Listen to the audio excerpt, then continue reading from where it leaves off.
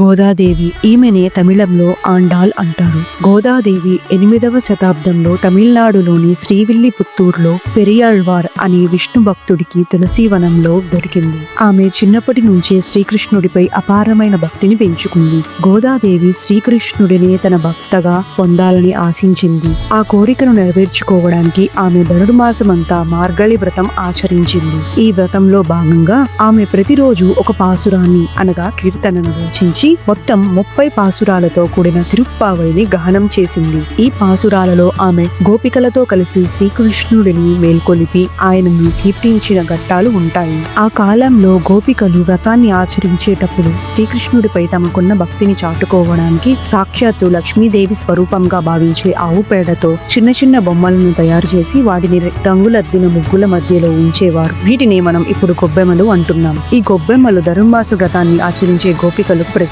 ఈ గొబ్బెమ్మలను ఆరాధించడం ద్వారా లక్ష్మీదేవి కటాక్షం కలుగుతుందని నమ్ముతాము. గోదాదేవి ప్రతిరోజు శ్రీకృష్ణుడికి సమర్పించే మాలలను తాను ముందుగా ధరించి తిరుప్పావైని గానం చేసేది. ఈ విషయం పెరియాళ్వార్కి ఒకరోజు తెలిసింది. ఆమె ధరించిన మాలలను దేవుడికి ఎలా పెడతాము అని గోదాదేవిని పెరియాళ్వార్ మందలించాడు. గోదాదేవి చింతతో మాలలను తీసేసింది. అదే రాత్రి శ్రీరంగనాథుడు స్వప్నంలో పెరియాళ్వార్కి దర్శనమిచ్చి ఆమె ధరించిన పూమాలంటేనే నాకిష్టం, ఆమె భక్తి నాకు పరమ ప్రీతికరం అని ఆదేశించాడు. ఈ సంఘటన తర్వాత ఆండాల్ అమ్మవారు ధరించిన తర్వాతే ఆ పూమాలను శ్రీరంగనాథుడికి అలంకరించేవారు. ఈ విధంగా 30 పాసురాలను ఈ పవిత్ర మాసంలో ప్రతిరోజు ఒకటి చొప్పున రాసి గానం చేసింది. గోదాదేవి యొక్క నిష్ఠ భక్తికి మెచ్చి ధనుర్మాసం వ్రతం పూర్తయిన తర్వాత శ్రీరంగనాథుడు ఆమెను వివాహం చేసుకున్నాడు. ధనుర్మాసంలో గోదాదేవి వ్రతం ఆచరించి ఆమె రచించిన తిరుప్పావై పారాయణం చేయడం వలన